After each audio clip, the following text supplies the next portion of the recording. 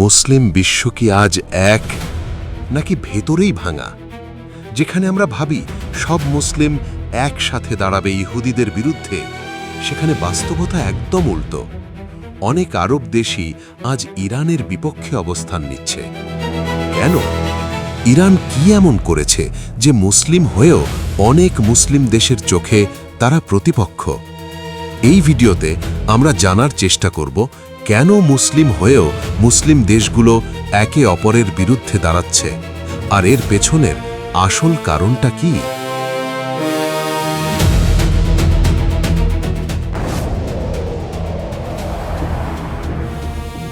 আজকের এই যুদ্ধটা শুধু ইরান বনাম অন্য দেশ না, এটা একটা জটিল বাস্তবতা যেখানে ইতিহাস, রাজনীতি আর ধর্ম সব একসাথে মিশে গেছে। অনেক আরব মুসলিম দেশই কেন ইরানের বিরুদ্ধে, এই প্রশ্নের উত্তর খুঁজতে গেলে আমাদের ফিরে যেতে হয় প্রায় 1400 বছর আগে।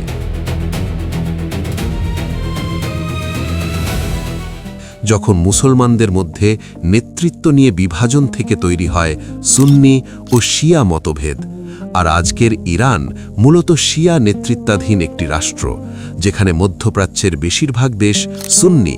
এই পার্থক্যটাই এখন বড় রাজনৈতিক দ্বন্দ্বে রূপ নিয়েছে। কিন্তু শুধু ধর্ম নয়, ইরান দীর্ঘদিন ধরে নিজেদের প্রভাব বাড়াতে চেয়েছে বিভিন্ন দেশে। ইরাক, সিরিয়া, লেবানন, ইয়েমেন, যেখানে তারা বিভিন্ন গ্রুপকে সমর্থন দিয়েছে, আর এতে অনেক আরব দেশ নিজেদের নিরাপত্তার জন্য হুমকি মনে করে। সুন্নি ও শিয়া দুই পক্ষই মৌলিক বিষয়গুলোতে একমত। এক আল্লাহতে বিশ্বাস, মুহাম্মদ সাল্লাল্লাহু আলাইহি ওয়াসাল্লামের রিসালাত এবং কুরআনকে চূড়ান্ত গ্রন্থ হিসেবে মানা। কিন্তু ইতিহাসের একটি গুরুত্বপূর্ণ মোড় থেকেই তাদের মধ্যে পার্থক্য তৈরি হয়। নবীর ইন্তেকালের পর মুসলিম উম্মার নেতৃত্ব কার হাতে যাবে, এই প্রশ্ন থেকেই বিভাজনের সূচনা। সুন্নিদের মতে সাহাবাদের পরামর্শে খালিফা নির্বাচন হওয়া উচিত ছিল, তাই তারা আবু বকর রাদিয়াল্লাহুকে প্রথম খালিফা হিসেবে মেনে নেয়। অন্যদিকে শিয়াদের বিশ্বাস নেতৃত্ব বা ইমামত আল্লাহ নির্ধারিত, আর তা হযরত আলী রাদিয়াল্লাহু ও তার বংশধরদের হাতেই থাকা উচিত ছিল। এখান থেকেই খলিফাত বনাম ইমামত ধারণার মূল পার্থক্য গড়ে ওঠে। সময়ের সাথে সাথে এই পার্থক্য শুধু নেতৃত্বেই সীমাবদ্ধ থাকেনি, বরং ধর্মীয় দৃষ্টিভঙ্গি ও কিছু আমলেও ভিন্নতা তৈরি করেছে। যেমন সুন্নিরা সকল সাহাবাকে সম্মান করে, কিন্তু কিছু শিয়া মতের মধ্যে নির্দিষ্ট কিছু সাহাবার সমালোচনা দেখা যায়, যা বিষয়টিকে অত্যন্ত সংবেদনশীল করে তোলে। আবার কারবালার ঘটনা, যেখানে ইমাম হুসাইন রাদিয়াল্লাহু শহীদ হন, শিয়াদের কাছে অত্যন্ত আবেগঘন ও কেন্দ্রীয় একটি অধ্যায়। তারা এটি শোকের মাধ্যমে পালন করে, যেখানে সুন্নিরা ঘটনাটিকে গভীর সম্মানের সাথে স্মরণ করলেও শোক প্রকাশের ধরন ভিন্ন। নামাজের পদ্ধতিতেও কিছু পার্থক্য দেখা যায়। শিয়ারা অনেক সময় 2 ওয়াক্ত নামাজ একসাথে আদায় করে, যেমন জোহর এবং আসরের নামাজ একসাথে, এবং মাগরিব এবং এশার নামাজ একসাথে, এবং সিজদার সময় মাটির টুকরো বা তুরবা ব্যবহার করে। হাদিসের ক্ষেত্রেও পার্থক্য আছে। সুন্নিরা সহিহ বুখারী, মুসলিম সহ নির্দিষ্ট হাদিস গ্রন্থকে প্রাধান্য দেয়, আর শিয়ারা আহলে বাইত তথা নবীর পরিবার সূত্রে আসা বর্ণনাকে বেশি গুরুত্ব দেয়।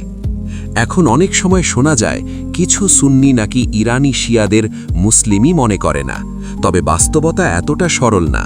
বিশ্বের অনেক বড় আলেমই বলেন শিয়ারা মুসলিম, যদিও তাদের মধ্যে ভিন্ন মত ও কিছু বিতর্কিত বিশ্বাস রয়েছে।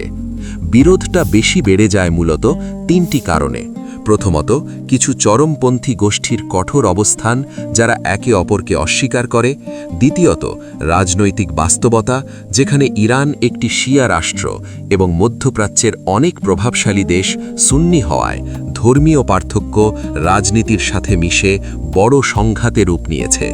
এবং তৃতীয়ত, মিডিয়া ও প্রচারণা, যা অনেক সময় ভুল তথ্য ছড়িয়ে সাধারণ মানুষের মধ্যে বিভাজন বাড়ায়।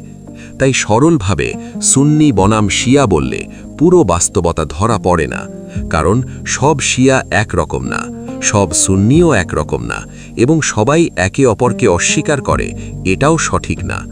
আসল সত্য হল পার্থক্যের মূল জায়গা নেতৃত্বের ধারণা, ইমামাত বনাম খেলাফাত।